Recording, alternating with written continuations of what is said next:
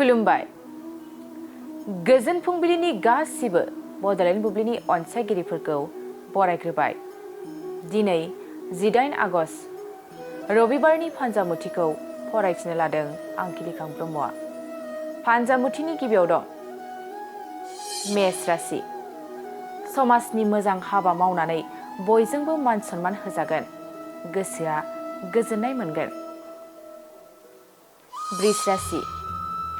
माबा मोनसे हाबा मावनो लानायाव गुबुना हेंथा होगोन, खामानिखौ मावफुंजोबनो हानाय नङा।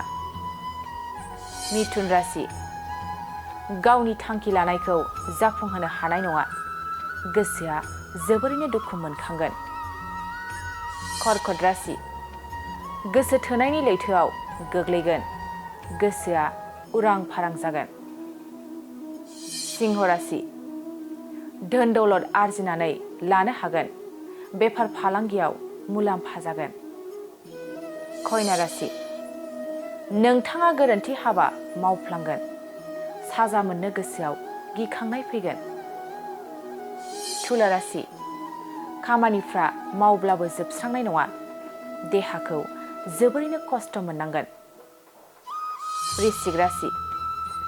नोंथाङा गोजौ सोलोंथाइ लानो हागोन, थांखिसिम सौहैनो हागोन।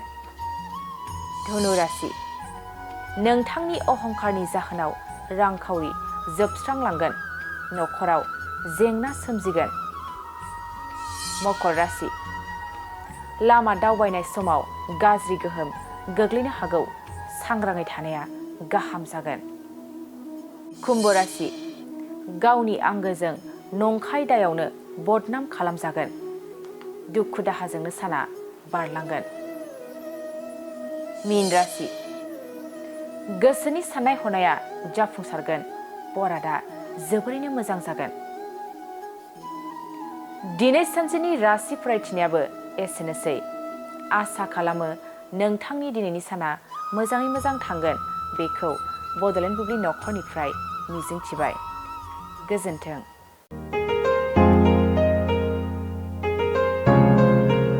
मोनसे फोसावथाय नोंथांमोननि थाखाय मोनसे गोजोनथाव खौरां लानानै फैदों। अदालगुरि जिल्लानि सिङाव थानाय डिमाकुसि बरंगाजुलिनि पिपल हलियाव लानानै फैदों नोंथांमोननो लेब्रा मुंनि गंसे गोदान रिजर्ट।